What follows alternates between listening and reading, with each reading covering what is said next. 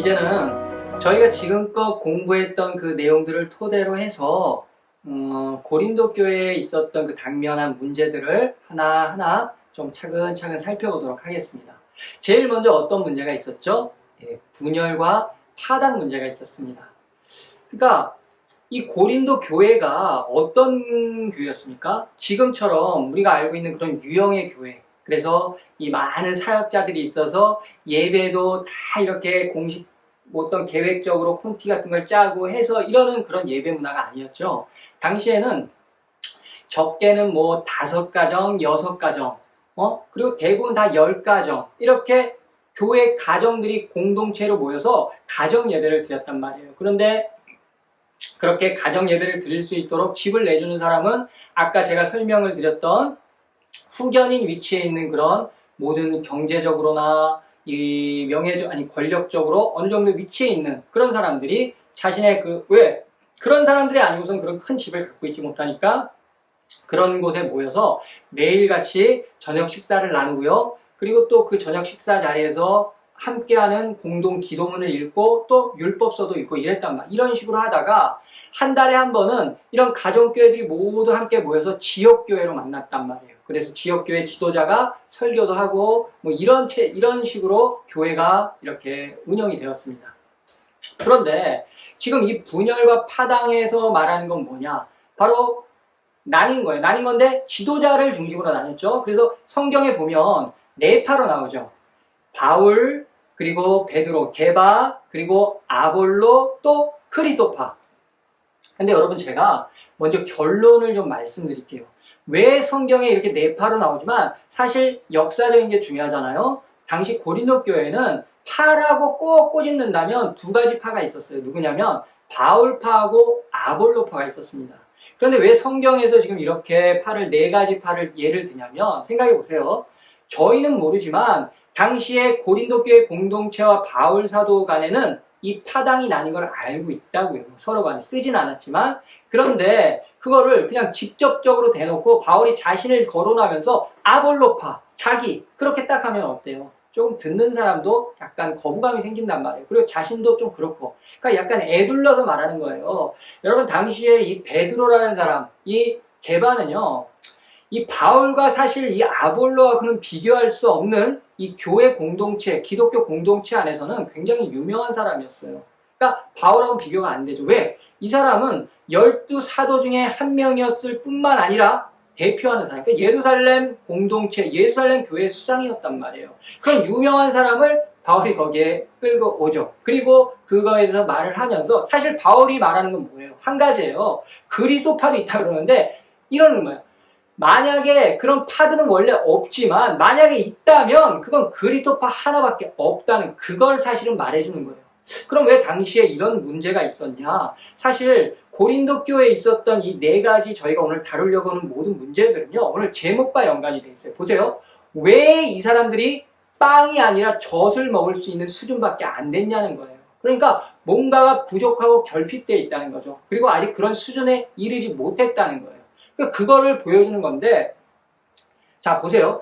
아까 제가 설명을 드렸던 그 도시의 분위기 있었죠. 그 철학자들을 연호하는 분위기, 가짜 철학자들을, 그런 분위기를 잠깐 기억해 보세요. 그리고 이 아볼로를 한번 생각해 보겠습니다. 이 아볼로라는 사람은 바울이 고린도 교회를 개척하고 나서 잠깐 떠나 있을 때, 에베소 가 있을 때 바로 거기에 와서 또 교회를 치리하던 그런 교회 지도자였단 말이에요. 근데 성경은 이 아볼로를 어떻게 설명하냐? 언변이 굉장히 좋고 학식에 밝은 사람이에요. 그 아볼로를 실제로 성경 이외의 문헌에도 보면 어떻게 아볼로를 설명드릴 수 있냐면, 이 아볼로의 고향이 출신 지역이 어디죠?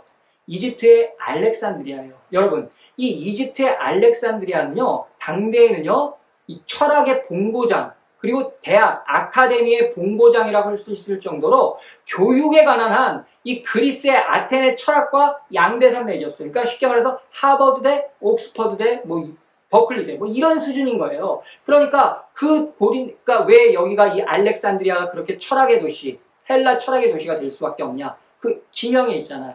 누가 여기를 정복해서 이 도시를 만들었죠? 알렉산더 대왕이에요. 마케도니아의 그 유명한 전 세계 역사의 최고의 대왕이라고 할 수 있잖아요. 그 젊은 나이에 죽긴 했지만, 요절하긴 했지만, 그 알렉산더가 그 헬라의 모든 문화들을 그대로 갖다가 이 알렉산드리아 지방에다 만든 거예요. 그래서 거기가 당시에 이 대학으로 굉장히 유명하고요. 이 철학으로 유명했어요. 변증법, 수사, 웅변술. 그 땅에 유명한 사람이 누가 있죠? 이 기독교. 변증가라고 하지만 최초의 이단이 돼버렸죠. 이 필로예요, 필로. 이 필로라는 사람은 유대인 학자잖아요. 그래서 율법에도 정통하고 유대학에도 정통하고 또 헬라, 이 그리스 문화에 완전히 정통한 사람이에요. 그래서 이 사람이 성경을 어떻게 하면 당시의 시대에 맞춰서 대중화시킬 수 있을까 해서 헬라 철학과 접목시키는 일을 했어요. 하지만 이 사람이 이단으로 이렇게 분리가 되긴 했지만 이 사람을 통해서 굉장히 이 교육적인 부분 있죠. 철학적이라든지 이 학문적인 부분이 굉장히 성장을 하죠. 그래서 대부분 그 당시에 웅변계나 하고 철학계나 한다는 사람들 다 이 필로의 문화생들이었단 말이에요. 아볼로도 마찬가지였죠. 그러니까 이 아볼로가 유대인이어서 이 유대 율법에도 정통하죠. 나중에 그 복음에 대해서만 몰랐는데 브리스길라와 아굴라를 통해서 그리스도의 복음까지 듣죠. 거기다 헬라 철학, 이 웅변술이 뛰어난 거예요. 언변이 뛰어나다는 게. 그러면 이 아볼로의 캐릭터가 어때요? 당시에 이 고린도 시에 있던 사람들 그 분위기에 딱 떨어지는 거예요. 딱 맞아 떨어지는 거예요. 그러니까 교회 지도자로 아볼로가 왔는데 바울하고는 좀 비교가 되는 거예요. 왜? 말을 너무 잘하죠. 언변이 좋아요. 그 도시 사람들이 뭐야? 소피스트들을 그렇게 연호하잖아요. 그러니까 당시나 지금이나 똑같은 게 여러분 저도 대형 교회에 좀 있어봐서 아는데 그 부목사님들 많잖아요. 그러면 모든 성도들이 모든 이 목사님들을 다 똑같이 사랑하고 그분들 다 이렇게 연호하고 좋아하고 그러나요? 안 그래요. 사실 다 선호하는 목사님들이 있어요. 어떤 목사님 말씀 듣고 난 저 목사님이 좋아. 대부분 이렇게 자신이 선호하는 사람들이 있다고요. 마찬가지예요.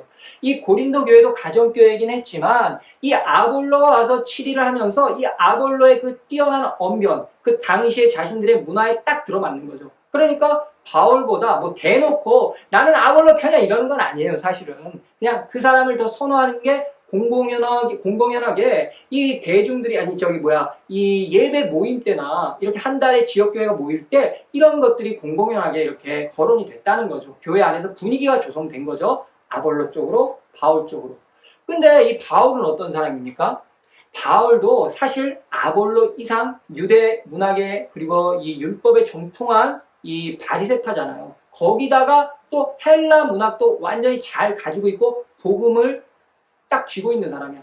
근데 문제는 뭐냐면 그렇다고 해서 바울이 말을 너무 못하고 당시에 헬라 철학도 몰라서 웅변술, 변증법, 수사학을 몰랐던 게 아니에요. 사실 바울도 이 서신서라든지 그의 글에 보면 그런 것들을 이용을 하긴 했어요. 근데 최소화했죠. 왜?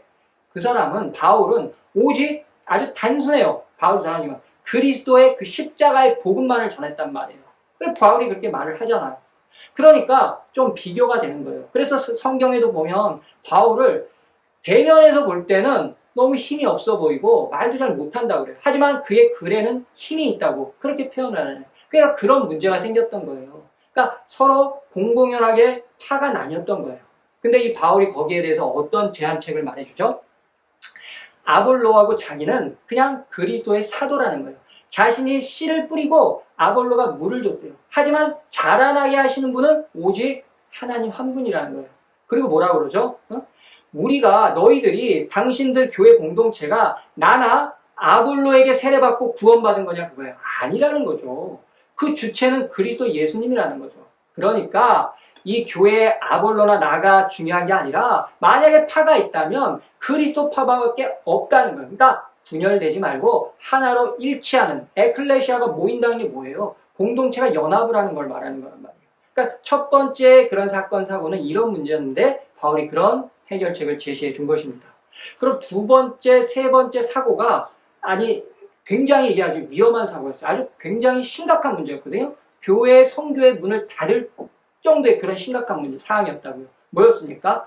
근친상 간의 문제가 있었죠. 어떤 남성 교인이 자신의 아버지의 그러니까 친엄마가 아니에요. 계모하고 근친상간, 그러니까 부적절한 성적 관계를 나눈 거예요.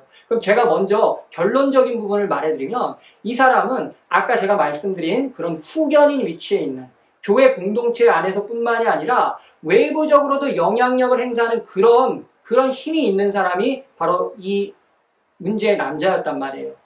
그런데 이 사람이 우리가 알기로는 근친상간만을 했다고 생각하는데 사실은 그게 아니에요. 이 사람은 이 결혼식까지 올려버려요. 왜 그러냐면 이 문제 거론할 때 거기 본문을 보시면요.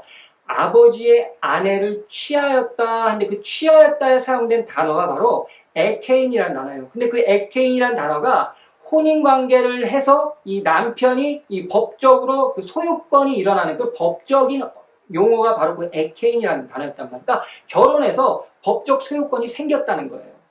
그럼 뭐냐? 생각해보세요. 이 남성이 만약에 자신이 그 여성의, 그 계모의 섹슈얼 때문에, 왜 당시에 이 계모들은 나이 차이가 20살 이상 나요. 왜? 이 본 부인도 나이 차이가 많이 나잖아요. 가부장 사회에서. 근데 첩으로 얻는 여성들은 대부분이 20살, 막 자신의 손녀딸과 같은 그런 여성들을 막 얻었단 말이에요. 그리고 굉장히 첩이다 보니까 못생긴 여자는 아니겠죠. 섹슈얼하겠죠. 그러니까 그런 섹슈얼함에도 마음에 들지만 아버지가 돌아가신 다음에 이 계모와 결혼을 해버린 거예요. 왜? 그냥 만약에 은밀한 관계만 즐기려면 굳이 공동체에게 이렇게 오픈할 필요가 없어요. 왜? 당시의 여성들 그 사회적인 바운들이 어디야? 가정 안으로 국한되잖아요. 알리지 않으려면 충분히 그 은밀한 미래를 다 즐길 수 있었다고요. 근데 이 남성이 왜 공동체에 굳이 오픈을 하고 왜 알렸겠어요? 그래서 그 이야기가 공공연하게 돌고 이유가 하나입니다. 뭐냐? 이게 이 법에 대해서 좀 알아봐야 되는데요. 우리가 기본적으로 알고 있는 이 유대법은 그리고 지금 사회도 그렇죠. 아버지 사후에 자식들에게 재산 분배가 다 들어가잖아요.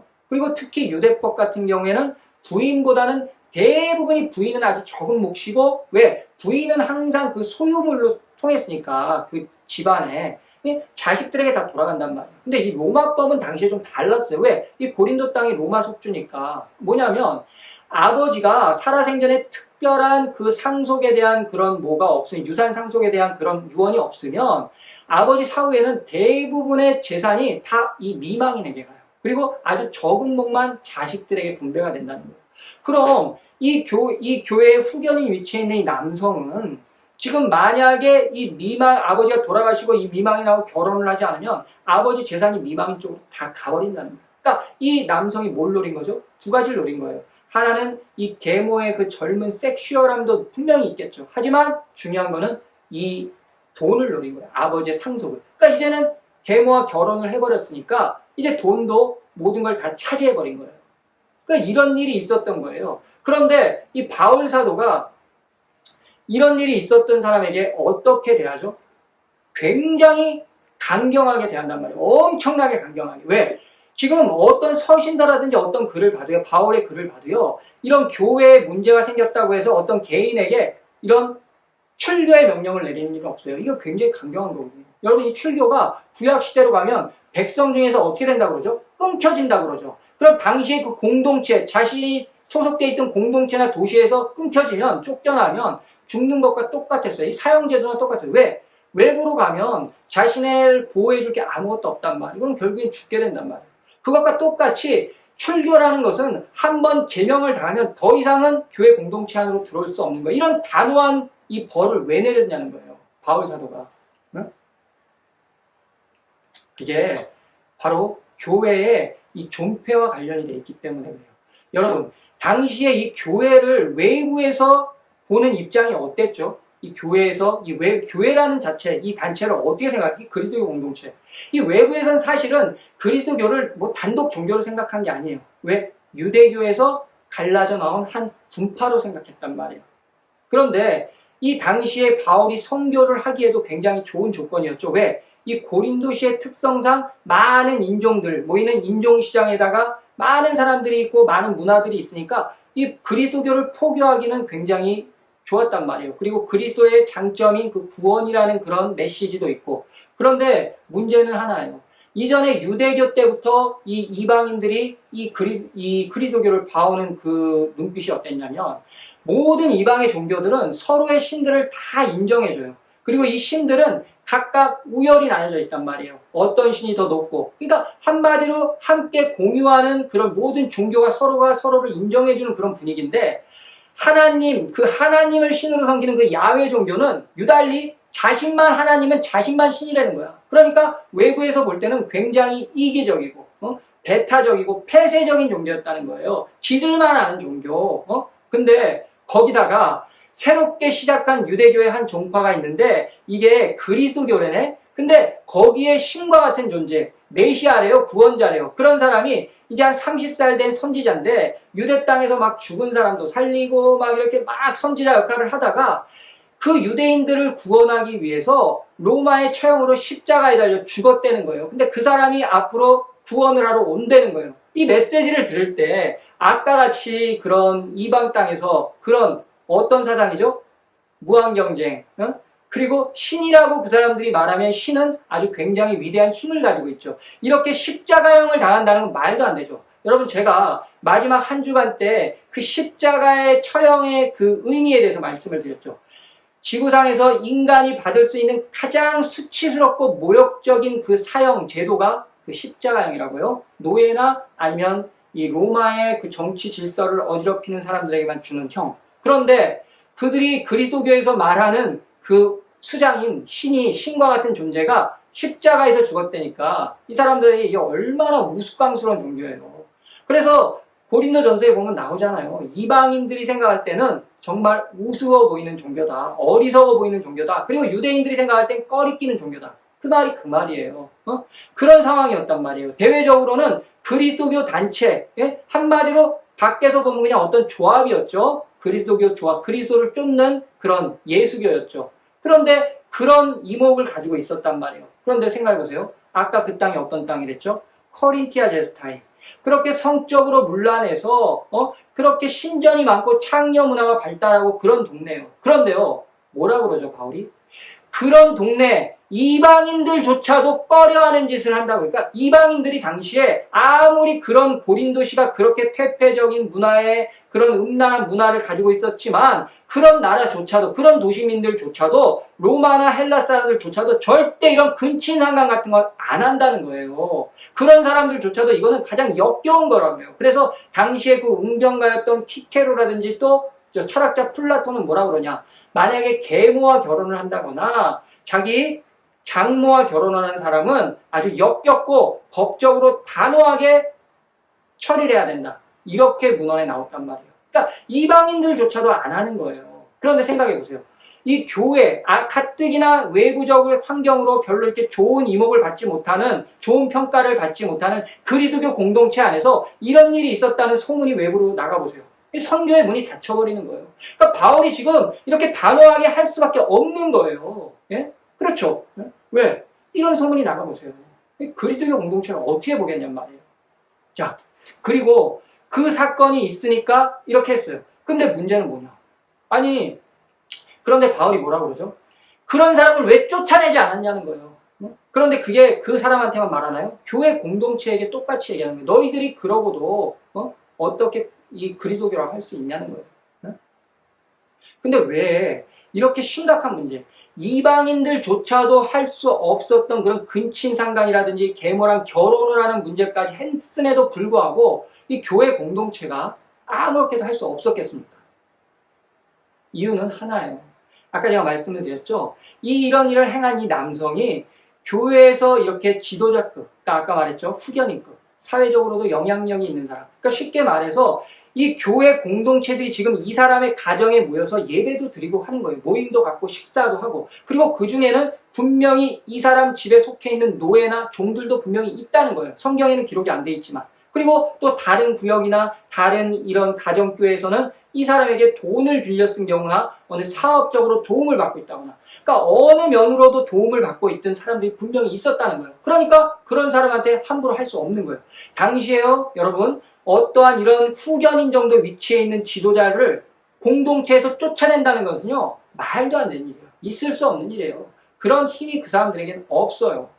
그러니까 이 사람들이 이 사실은 아주 불법적이고 이방인들도 행하지 않는 일이라는 걸 알아. 아주 부도덕한 일이야. 이런 일이 있으면 안 돼. 하지만 현실에 직시할 수밖에 없는 거예요. 자신들이 힘이 없기 때문에 말 한마디도 할 수 없었던 거예요. 그런데 그 중에 어떤 사람은 아무리 생각해봐도 자신조차도 분명히 그 사람을 질책하거나 그럴 위치는 안 되지만 이걸 그냥 묵고할 수는 없는 거야. 그러니까 바울 사도에게 이걸 말한 거예요. 그랬더니 바울이 뭐라 그래요? 너네들이 차라리 이걸 막 자랑한다고 그러는데 이걸 그냥 막 떠들면서 자랑했다는 그런 의미가 아니라 공공연하게 다 알고 말하고 다니면서 이거에 대해서 아무런 조치도 취하지 않았다는 걸 지금 바울은 분노하고 있는 거예요. 특히 교회에 아까도 말씀드린 것처럼 성교문이 막혀버리는 거예요. 자, 이렇게 중요한 사안이었단 말이에요. 그래서 바울이 그렇게 아주 단호하게 결정을 내린 거고요. 그 다음에 또 무슨 사건이 있었죠? 법정 소송 사건이 있습니다. 그리고 여러분, 이 법정 소송 사건 다음에 또 은행 사건이 또 거기 또 포함돼요. 포르네이아라는 단어가 주축을 이루면서, 그래서 우리가 이 부분에서 굉장히 궁금해하거나 이런 질문을 던진단 말이에요. 아니, 왜 이렇게 근친상간 이야기를 하다가 갑자기 법정 소송 사건이 꼈지? 그리고 그 다음에 또 이런 은행에 관한 사건을 또 이야기하지? 그래서 이게 굉장히 궁금해하는데 그 궁금해하실 필요 없어요. 사실은 그래서 이게 왜 생뚱맞게 낀 거라고 생각하셔도 전혀 그렇지 않아요. 지금 이게 법정 소송 사건이 왜 꼈냐? 그래서 이 부분에 대해서 어떤 주석가들이나 어떤 해석은 또 이렇게 해요. 그 남자 있잖아요. 그 근친상간을 했던 그 고린도 교회의 그 문제의 남성을 법정에 고소를 했다고 그래요. 근데 그런 일은 절대 있을 수 없어요. 아까 제가 말씀드렸죠. 그런 후견인 위치에 있는 사람들을 절대 법정에 세우지 못해요. 그건 그런 게 아니라 지금 뭐냐면요. 지금 고린도 교회에 일어났던 가장 심각한 문제라고 할 수 있는 거. 왜? 성교의 문을 닫을 수 있는 그런 상황이 되는 문제 두 가지를 바울이 이렇게 강조해주고 그것을 계속해서 중복해서 계속 반복해서 설명을 해주는 거예요. 뭐냐? 아주 자연스럽게. 이게 어쩌면 서신서의 그 문학적 기법인 거예요. 보세요. 이런 사람의 그 근친상간한 사람이 법적인 돈이 관련돼 있었죠. 그런 문제로 인해서 결혼까지 했죠. 그게 자연스럽게 연결이 되는 거예요. 법정 소송 문제로. 자, 보세요. 이때 법정 소송 문제는 뭐냐면 바로 이 민사소송이에요. 이 돈하고 관련된 거. 당시에 이 로마법에는요. 로마 그 법은 여러 가지, 지금처럼 여러 가지 법 종류가 많지 않았어요. 형법하고 민법 두 가지가 있었단 말이에요.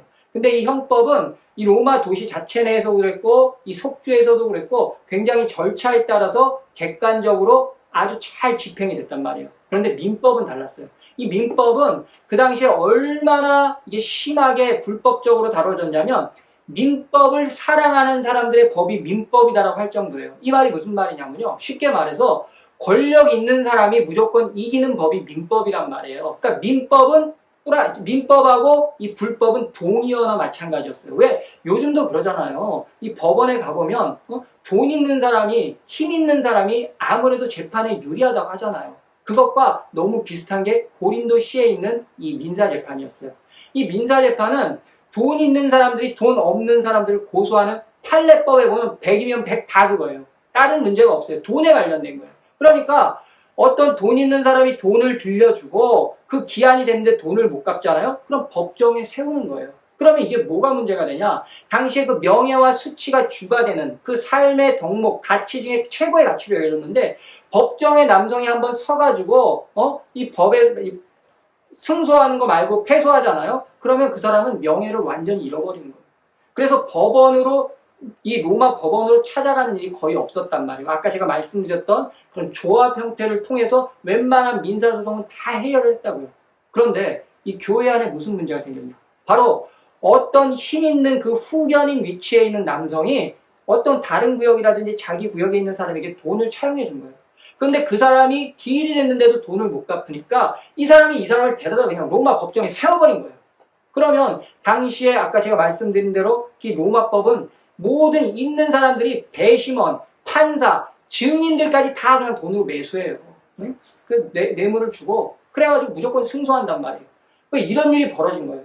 바울 이야기 들으니까 근친상간 이상으로 바울이 지금 미칠 지경인 거예요. 왜? 아니 로마 법원에 가서 그 법정 왜? 당시에 모든 민법에 관련된 문제들을 조합해서 해결하면 세상 눈으로 볼 때 교회 공동체도 그런 조합이나 마찬가지라고 그랬죠. 그럼 교회 안에서 해결해야 되는데 로마 법원에서 나중에 알고 보니까 이게 알고 봤더니 그 그리스도교래네. 그럼 뭐라고 그래요?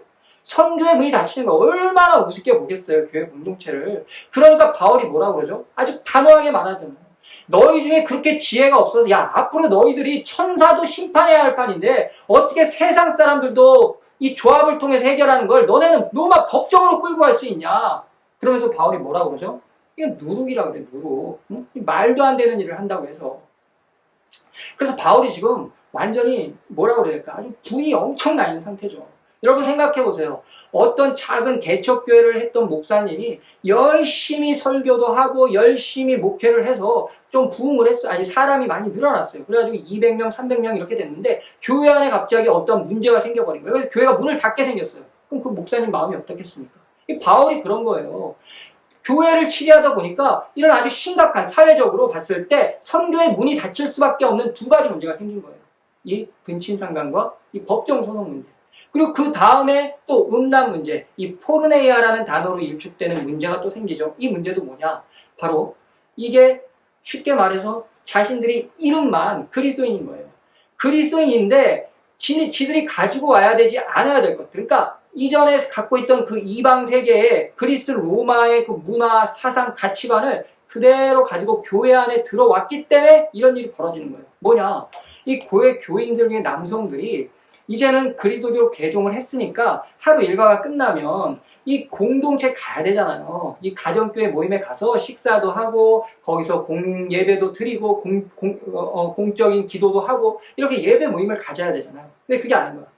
이게 딱 직장이 끝나자마자 예전 그 습관을 못 버리는 거예요. 그래서 예전에 자주 찾아갔던 그 부둣가 항구의 창녀촌도 들리고요. 또 이렇게 신전에 가서 자신이 단골 여사제도 만나고 이렇게 계속 그 문화를 끊지 못하는 거예요. 그 습관이나 버릇을. 그리고 당시에 가장 심각했던 문제가 뭐냐. 그 포르네이아라는 단어가 함축하고 있는 또 내용이 하나가 뭐 있냐면 남색하는 거예요. 남색하는 거. 당시에 돈이 있는 남성들이요. 아주 이쁘장하게 생긴 이 소년들을 돈을 주고 산단 말입니다. 그래갖고 이게 남색을 하는 거예요. 그런 그 섹스 파트너로 사용하는 거예요. 근데 이런 문제가 당시 고린도시에 아주 심각했어요. 근데 이런 모든 문제들을 이 고린도 교인들이 안고 있는 문제였단 말이에요. 왜? 그들이 이름만 그리스도인인 거예요. 그래서 왜 빵을 못 먹고 젖을 먹는지 아시겠죠? 그냥 갖고 들어오는 거예요. 그리고 이 사람들이 중요한 사상이 하나 있어요. 뭐냐? 육은 무익하고 영만이 중요하다는 당시의 그 헬라 철학 사상 있죠. 그 사상이 나중에 영지주의로 발전을 하잖아요. 그 이분법적인 이원론이에요. 그러니까 육체는 필요 없다는 거예요. 육체는 다 썩어지면 끝나고 영이 중요하다는 거예요. 거기다가 세례받고 구원받았다는 그 그리스도의 교리, 그리고 자신들은 뭐든지 할 수 있다는, 고린도전서에 보면 나오잖아요. 우리는 뭐든지 할 수 있다. 자유가 있다. 바울이 뭐라고 그래요? 맞다고 그래요. 그래, 너희들은 모든 걸 할 수 있어. 하지만 그 모든 게 너희들에게 유익한 것 아니라고 표현을 하잖아요. 그런 사상이 있었다는 거예요. 그래서 남성들이 아직도 예전의 습관을 못 끊고 계속해서 술 마시고 그 음주 문화를 즐기고 그런 쪽으로 빠졌다는 거예요. 그런데 이 고린도 교회 공동체에 이제 생각이 있는 남성들이 이 바울에게 알린 거죠. 바울사도 아직도 저희 교회 남성들 중에는 이 부둣가의 창녀촌을 찾아서 가고 또 신전에 가서 여사제들을 찾고 아직도 소년들을 사서 그런 성행위를 합니다. 이런 보고가 있었다는 거예요. 그러니까 바울이 뭐라고 그러죠? 누룩이라고 그래요. 이 모든 사건들을 통틀어서 누룩이라고 그래요. 그리고 너희의 몸은 이제 너희의 몸이 아니라고 그러잖아요. 왜? 너희는 그리스도로 옷 입고 세례를 받았으니까 너희 안에는 성령이 거하신다고 그래요. 성전이라는 거예요. 그러니까 너희는 이제 더 이상 그 이원론에 입각해서 이 육이 쓸데없고 육은 필요 없는 거라는 그런 말을 하지 말라는 거예요. 왜? 너희 육체도 다 성전이라 성령이 거하시는 곳이라는 거예요. 바울이 그 곰팡이 누룩을 한번 공동체에 퍼지면 공동체가 끝이 나니까 제거하라고 그러잖아요. 근데 바울이 교회에 그런 일이 있었던 거예요. 그리고 바울이 그런 대안을 제시해 준 겁니다. 마지막 문제입니다. 이게 뭐냐? 머리에 무언가를 쓰는 문제죠. 그런데 여러분, 이 머리에 무언가를 쓰는 문제에 대해서는 시작하기 전에 제가 한 가지만 여러분에게 이렇게 부탁을 드릴게요. 앞으로, 그러니까 지금껏 여러분이 이 고린도전서 11장에 나와 있는 이 머리에 무언가를 쓰는 문제에서 문제에 대해서 들으셨던 내용들이나 아니면 앞으로 교회나 어느 장소에서 들으실 내용들이 있다면 지금 제가 말씀드리는 것 이외에는 다 잊어버리세요. 왜 그러냐면 이 부분에 대해서 대부분 지금껏 많이 신학자들 사이에서 논쟁됐다거나 그런 문제들이 뭐냐면 머리에 무언가를 쓰는 게 아니라 여성이 머리를 이렇게 단정하게 딱 올려야 되는 문제였다. 뭐 이런 말을 하는데 그런 것과는 전혀 상관없고요. 오직 지금 바울 사도가 이 고린도 교회에 말하는 문제점은 한 가지예요. 뭐냐면 여성이 무언가를 머리에 써야 되는데 쓰지 않은 게 문제가 됐던 거예요. 그러니까 그거 하나를 꼭 기억해 주시기 바랍니다. 그러면 당시에 그 로마와 헬라 사회 그리고 유대 사회를 다 통틀어서 가장 보편적인 가치관 문화가는 뭐냐면 여성은 공적인 장소에 이 머리에 수건이라든지 두건이라든지 베일 같은 걸 쓰고 나가는 게 바로 그 여성이 나는 정숙한 여성입니다 라는 걸 보여줄 수 있는 이런 표지와 같은 역할을 했어요. 그리고 머리에 무언가를 쓴다는 것은 바로 나는 임자가 있는 남편이 있는 여자입니다. 그러니까 약혼 반지, 결혼 반지와 같은 역할을 상징하는 것이 바로 그 머리에 무언가를 쓰는 행위였단 말이에요. 그러면 사실 지금 여기에 문제들이 생긴 것들을 보면 나중에 바울이 해법을 줄 때, 그 해결 방안을 줄 때 여러 가지 이야기들을 하는데 사실은 지금 바울이 말하는 건 한 가지란 말이에요. 지금 이 사건에서 나오는 것은 바로 명예와 수치라는 주제, 그것을 설명해주는 내용들이에요. 모든 것이. 자, 그럼 천천히 한번 보겠습니다. 당시의 보편적인 머리 관습이 그거였다고 그랬죠. 그리고 당시의 머리 스타일을 보면요. 당시에 이런 뭐 도판 자료라든지 바울 당시에 그런 어떤 문헌들 그리고 그림 같은 것들을 보면요. 당시에 이 로마 사회, 그리스 사회의 남성들의 일반적인 머리 스타일은 저와 같았어요. 저와 같이 짧게 스포티한 머리 스타일을 추구했단 말이에요. 예배 때도 그랬고 어떤 신전에 갈 때도 그랬고 물론 로마나 그리스 사회에서 머리를 기르는 남성들도 분명히 있었죠. 그런데 그거보다는 보편적인 스타일, 당시의 관습에서 봤을 때 남성들이 추구하는 스타일은 다 이렇게 짧았다는 거예요. 지금처럼 여러 가지 헤어스타일이 아니에요. 그럼 여성들은 어땠냐? 여성들은 다 똑같았어요. 가정 안에서건 외부를 나가서건 머리를 다 단정하게 딱 올리고 그 위에 모든 걸 가려줬단 말이에요. 그러니까 여성들이 머리에 무엇을 가리는 것은 자신에게 자신의 그 명예나 자신의 그런 권위 그런 것들을 나타내는 표지이기도 하지만 사실은 내가 어떤 남자에게 소속되어 있다는 그 소속을 보여주고요. 남자의 영광이 되는 부분 또 남자의 그 명예가 되는 부분이 바로 여성의 그런 머리 스타일이었단 말이에요.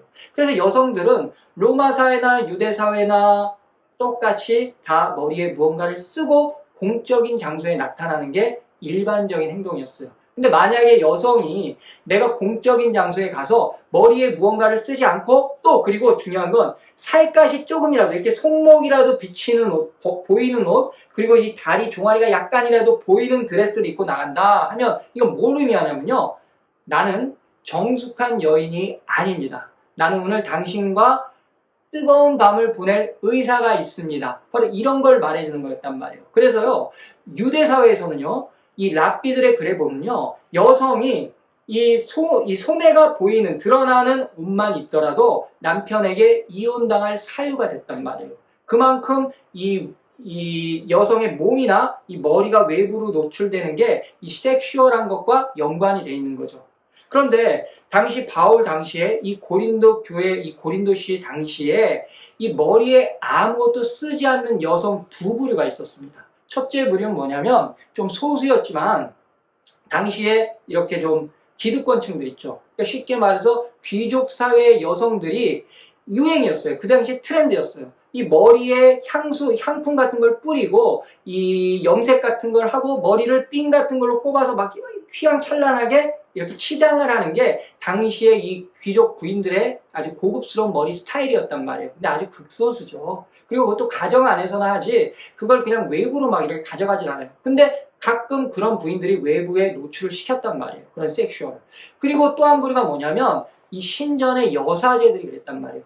아프로디테 신전이라든지 뭐 이집트의 이시스 신전이라든지 이런 쪽에서 근무하고 있는 여사제들은 이 머리에 두건이나 베일 같은 거를 쓸 수 없었어요. 왜? 그게 그들의 근무 수칙이었단 말이에요.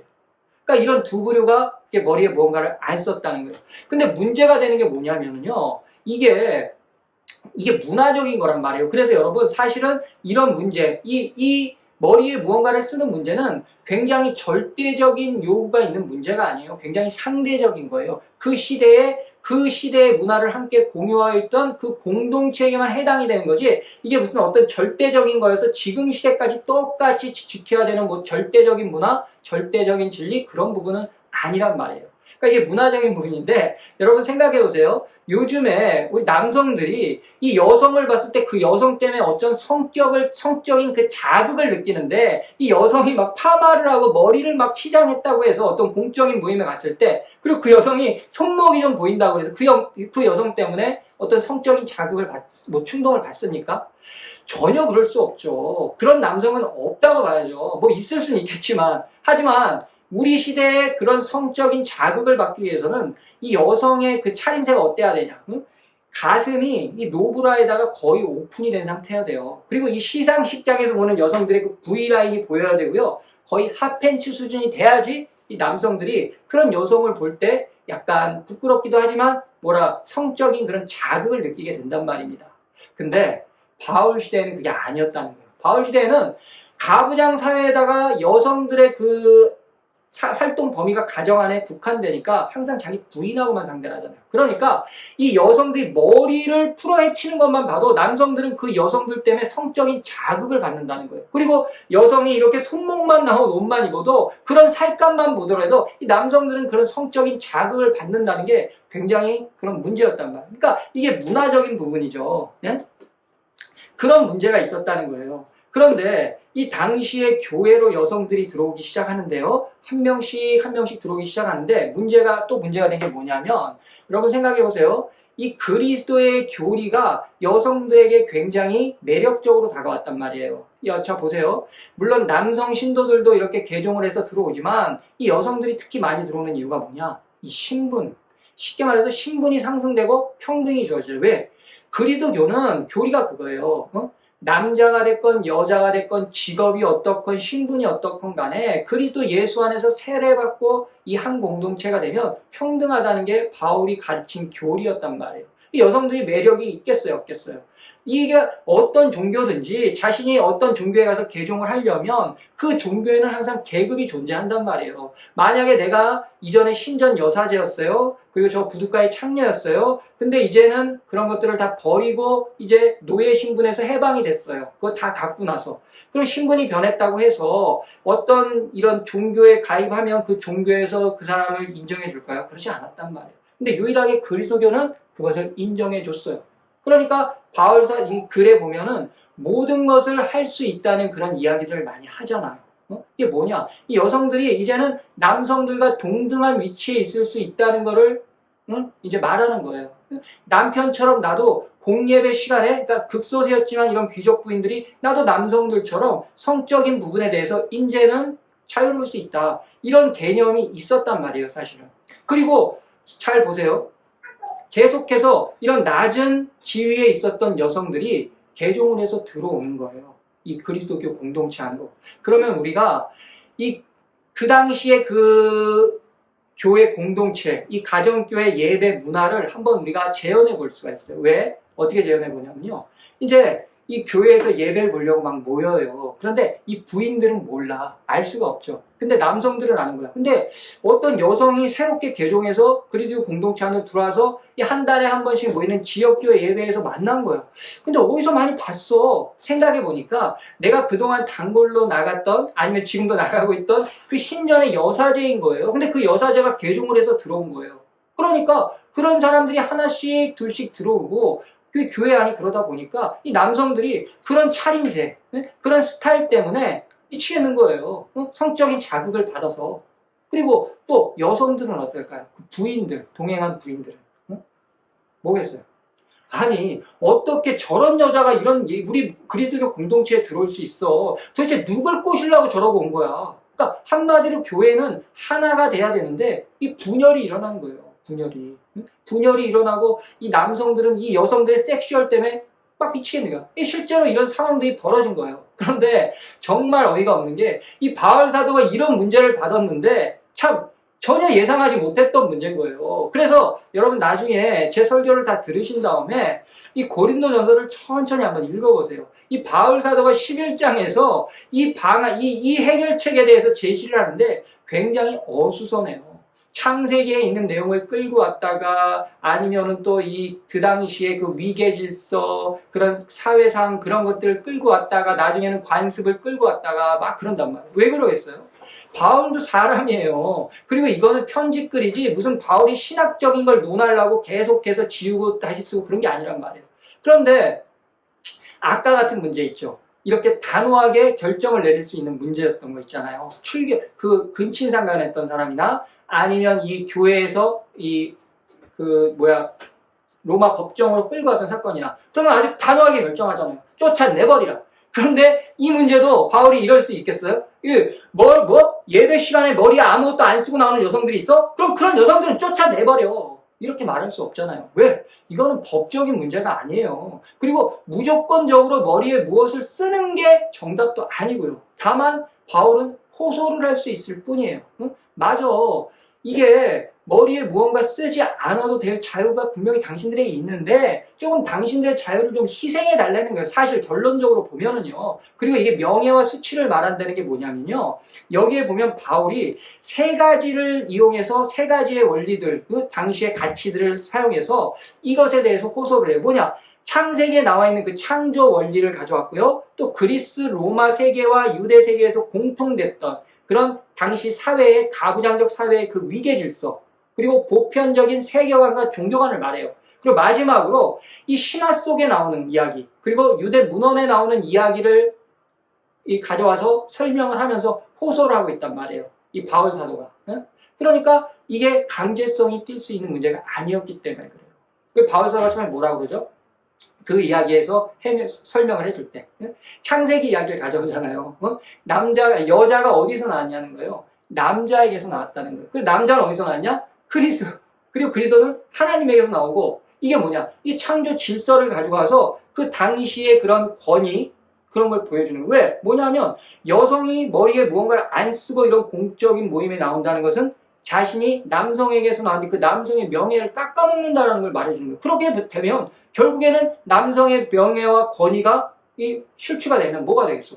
그 남성의 머리인 그 그리스도의 권위 그리고 하나님의 권위 결국에 교회 공동체의 명예가 실추가 된다는 거예요. 수치가 된다는 거예요. 그 창세기를 끌어온 이유가 결국에 명예에 관련된 거죠.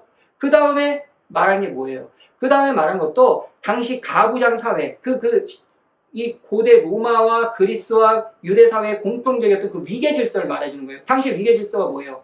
남성이 항상 우위에 있는 그런 사회였어요. 그 여성은 그 남성 아래에 있고. 그러니까 이 권위를 말해주는 거예요. 그러니까 여성이 어디에 소속되어 있다는 걸 말해줘요. 근데 그 남성은 또 어디 소속되어 있죠? 그리스 로마나 유대 가치관에서 신에게 소속되어 있잖아요. 하나님에게 소속되어 있는데 아무래도 이방 사람들이 있는 곳이니까 다 똑같이 공유할 수 있는 내용을 써야 되잖아요. 근데 그리스도 교회에서 거기서 여성 위에 남성이 있고 남성 위에 제우스 신이 있다 이렇게 말을 못 하잖아요. 그러니까 그거를 하나님으로 표현을 한 거예요. 그러니까 위계 질서를 말하면서도 그 권위를 말해주는 거예요.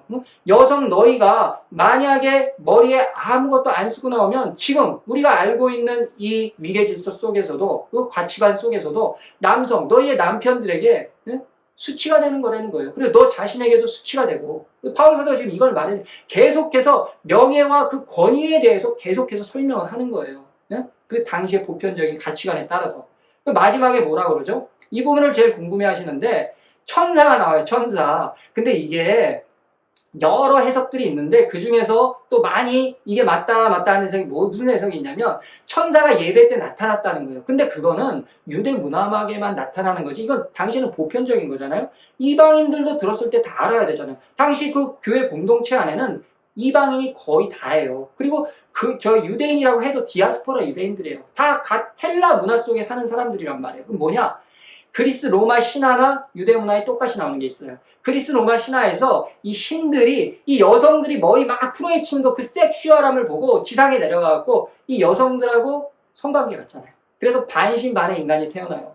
성경에도 나오죠. 창세기에 보면 하나님의 아들들이 그 인간의 딸들의 그 아름다움을 보고, 그 아름다움이라는 게 두건을 쓰지 않은 모습인 거예요. 그리고 손목 나오는 살갗이 보이는 거, 이 머리 스타일 보는 거. 그걸 보면 어떻게 돼? 결국에는 네피림이 태어나잖아요. 이런 것들이 뭐죠? 응? 한마디로 두건이 아까 말씀드렸죠. 결혼 반지와 같다고. 그리고 나는 주인이 있는 여자라는 것을 자신의 그 소속을 보여준단 말이에요. 그러면 바울이 이런 설명을 왜 하겠어요? 천사들이, 이 신들이 너를 봐도, 너를 봐도 네가 두건을 쓰고 있으면 너에게는 너의 권위가 있다는 거, 너는 어디에 소속되어 있다는 걸 알기 때문에 너는 명예를 지킬 수 있다는 거예요. 그러니까 결국에는 이런 모든 말들을 하면서 나중에 뭐라고 그러죠, 바울이? 만약에 그래도 너희들이 무슨 말을 한다면 더 이상 무슨 말 하지 말래요. 왜? 이거는 우리 관습과 전통에 맞지 않는 일이라는 거예요. 그러면서 이러기 때문에 제발 이 머리에 무언가를 써달라고 바울이 호소하잖아요. 그런데 만약에 그렇게 내가 말을 했는데도 너희들이 머리에 무언가를 쓰기가 싫다, 못 쓰겠다 하면 머리를 싹 잘라버리라고 해요, 바울이. 근데 여러분, 당시 바울 시대의 그 사회에서 머리를 자른다는 것도 딱 두 가지 경우예요. 첫 번째 경우는 로마 그리스 사회나 이 유대 사회나 간통한 여자, 간음한 여성들은 거기에 대한 그 형벌로 머리를 삭발시켰단 말이에요. 왜? 수치감을 주게. 머리를 민다는 건 엄청난 여성에겐 수치감이었어요. 당시에 이 여성의 머리는 자신의 명예와 같았던 거예요. 그 명예를 지키라고 두건을 쓴 거거든요. 왜? 명예를 지켜서 남편을 또 명예스럽게 하라고. 그런데 그런 걸 썼단 말이에요. 그 유대 사회에서는 간통, 간음한 여자 돌로 쳐서 죽이기도 해줘. 하지만 거기 고린도 사회잖아요. 그러니까 또 다른 경우는 어떤 경우가 있었냐? 바로 신전 여사제들 중에서 이런 특별한 여사제들이 머리를 완전히 삭발했어요. 특히 대표적인 게 이 성경에 나오는 아데미 신전. 그리고 키벨레 신전의 여사제들이 또 머리를 이렇게 삭발합니다. 그러니까 이 삭발을 한 여성들은 딱 뭐야? 수치스럽다는 거예요. 그래서 바울이 뭐라고 그러죠? 만약에 머리에 못 쓰겠으면 머리를 밀라는 거예요. 근데 그게 만약에 너희들에게 수치가 된다면 100% 수치가 되죠. 어떻게 그러고 다녀요? 어떻게 하라고요? 그냥 제발 머리에 무언가를 써달라는 거예요. 그러니까 결국에 뭐겠어요? 사실 여러 가지 것들로 바울이 풀어서 설명을 했지만 중요한 거는 그 교회 공동체 안에서의 매너라는 거예요. 특히 함께 있는 남성에 대한 매너를 지켜달라는 거예요. 그래서 창세의 원리부터 다 가져왔지만 그 당시의 보편적인 가치관은 여성이 남성의 소유물이기 때문에 이 여성이 수치를 당하는 건 남성이 수치를 당하는 거고 그 남성이 수치를 당하는 거는 그 남성의 주인인 그리스도, 신이 수치를 당하는 거란 말이에요. 그래서 바울이 그 명예와 수치라는 주제를 가지고 여러 가지 가치들을 들어서 이 여성들에게 호소를 한 거예요. 제발 공예배 때 머리에 무언가를 써달라고. 이제 아시겠죠? 그러니까 이렇게 많은 문제들이 있었습니다. 그리고 그보다 또 다른 문제들도 더 있었지만 나머지 문제들은 앞으로 제가 또 이 통역성경 시간을 통해서 또 한 가지씩 여러분에게 또 이렇게 소개를 해드리도록 하겠습니다. 자, 오랜 시간 동안 저희가 이 고린도시로 가서 그 문화도 관광했고요. 그래서 그 문화를 바탕으로 해서 고린도 교회에 당면했던 이런 문제점들을 또 이렇게 공부를 해봤습니다. 그러면 여러분, 저희가 이제 이 고린도 교회 문제점을 알았는데요. 과연 그럼 주님께서는 저희에게 이 고린도 전서를 통해서 어떤 메시지를 저에게 주신 것입니까? 여러분, 이 고린도 교회에 산재해 있던 이런 음란 문제들, 그리고 법정 소송 문제들, 이런 문제들이 지금 우리 시대에 살고 있는 우리 시대의 교회, 그리고 시대의 그리스도인들에게 나타나지 않나요? 이런 교회 사건, 사고들이? 아니죠. 한층 더 업그레이드돼서 나타난다고요. 응? 더 많아졌던 거예요. 그럼 제가 실명은 말씀드릴 수 없어요. 하지만 우리들이 모두 아는 그런 대형 교회들, 그리고 그 대형 교회의 지도자라고 하는 목사들, 뭐 때문에 그렇게 다 뻥뻥 나가 자빠지죠? 다 여성과의 문제예요. 응? 간통, 여성 성도를 성추행하고, 또 뭐야? 교회 재산을 놓고, 교회 부지를 놓고 성도들 간에 치고받고 싸움이 일어나고, 목사와 목회자와 성도들 간에 싸움이 일어나고, 이런 문제들이 지금 이 시대의 교회도 그대로 잔재하고 있단 말입니다. 그러면 고린도시의 교회나 이 시대의 교회나 왜 이런 문제들이 안 없어지고 그대로 있다는 거예요? 왜 있겠습니까? 왜? 도대체 뭐가 문제인 거예요? 왜 이런 문제들이, 그런 일이 있으면 절대 안 되는 교회에서 왜 여전히 일어나고 있냐는 것입니다. 한 가지입니다. 한 가지. 문제는 말씀의 부재입니다. 이 교회가 교회로서의 역할을 못하고 교회 안에 이런 세상의 모든 가치와 문화들 때문에 이런 사건, 사고들이 일어나는 것은 바로 교회가 말씀의 부재라는 거예요. 정말 있어야 되는 그 교회의 본질이 없기 때문에 이런 일들이 일어난다는 것입니다. 그래서 저는 여러분들에게 통역성경의 이 멤버 여러분들, 그리고 이 영상을 듣는 모든 성도분들에게 간곡히 부탁을 드립니다. 저희가 이 통역성경이라는 매체를 통해서 정말 이 시대의 교회와 우리 그리스도인들에게 있어야 할 진짜 본질인 이 말씀을 되찾는 시간이 되었으면 좋겠습니다. 그래서 저도 여러분도 이 통역성경을 통해서 이 말씀 선교에 최선을 다해서 하나님 나라의 확장을 위한 이 그리스도인으로서의 가치와 그리고 그 본분을 지켜내는 그런 성도들로, 그런 그리스도인들로 살아가기를 간절히 소망합니다. 자, 그러면 제가 기도를 하고 오늘 시간을 마치겠습니다. 하나님 감사합니다. 저희가 통역성경을 통해서 교회의 본질을 찾아가고 그리고 그리스도인의 본질을 찾아가는 시간들이 되게 하여 주시옵소서. 이 통역성경을 통해서 주님께서 말씀하여 주시고 하나님 나라가 확장되는 그런 요충지로 사용하여 주시옵소서. 감사합니다. 예수님 이름으로 기도드립니다. 아멘.